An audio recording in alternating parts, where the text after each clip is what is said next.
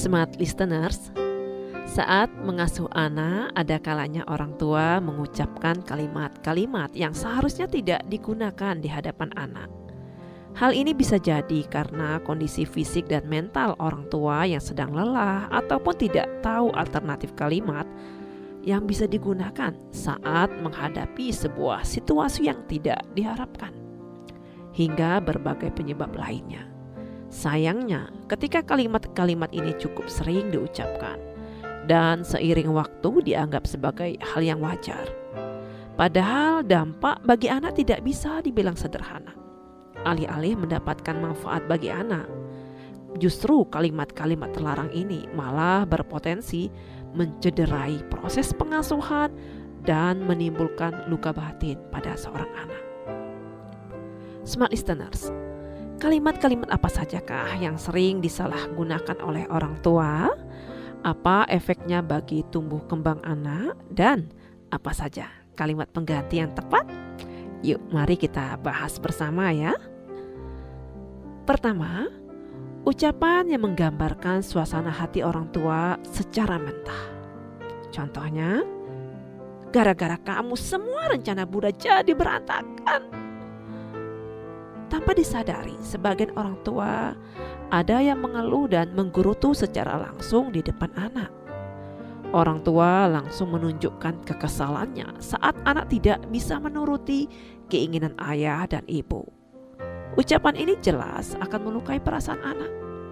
Anak akan merasa bahwa keberadaannya hanya mengganggu orang tuanya saja. Padahal bagi anak, orang tua adalah hal yang paling berharga dalam hidupnya.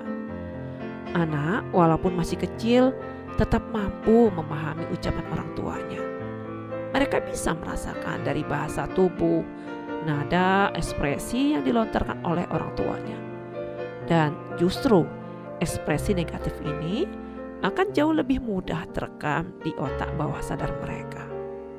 Nah, jadi apa dong pengganti kalimat yang lebih baik? Saya kasih contoh ya. Bunda akan sangat senang jika kamu melakukannya seperti ini. Atau, mari kita lakukan seperti ini yuk nak.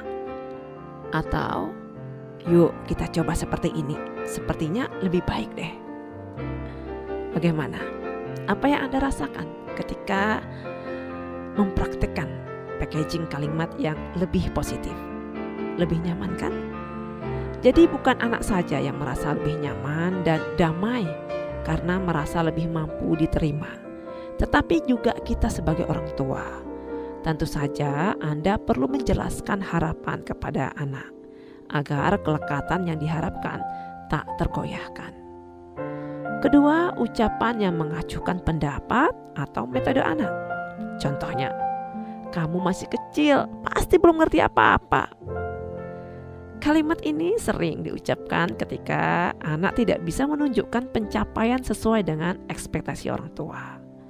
Misalnya ketika anak ingin belajar naik sepeda, alih-alih mencoba dengan caranya sendiri, orang tua langsung menunjukkan cara belajar naik sepeda dengan metode yang mereka yakini sebagai satu-satunya metode terbaik untuk belajar naik sepeda.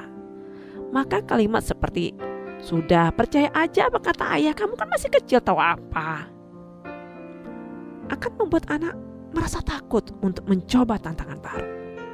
Membuatnya gampang merasa cemas akan hasil yang akan didapatnya.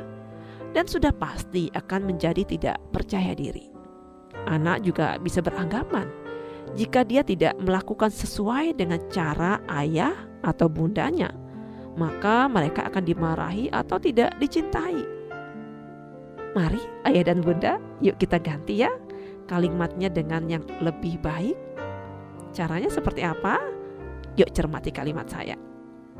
Yuk kita coba dengan cara kamu. Yang penting kamu merasa oke ya. Ayah akan membantu saat kamu butuh bantuan.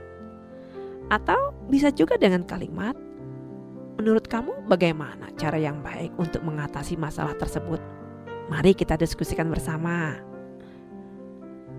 Smart listeners, berikanlah kepercayaan saat anak ingin melakukan tantangan baru. Walaupun anak masih kecil dan bisa jadi hasilnya masih jauh dari harapan ayah dan bunda. Namun usaha anak untuk melakukannya memiliki nilai yang jauh lebih berharga. Anak perlu merasakan sensasi hasil suatu kegiatan setelah melalui pilihan dirinya. Dan jangan lupa berikan pujian untuk usahanya atau pendapatnya, serta jelaskan dengan pelan dan baik, serta berikanlah contoh yang aplikatif.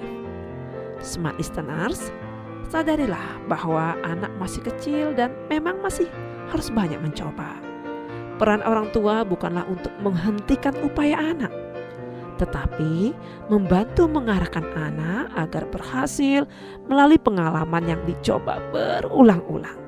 Maka anak akan jauh lebih baik menghargai orang tuanya jika mereka diperlakukan dengan baik.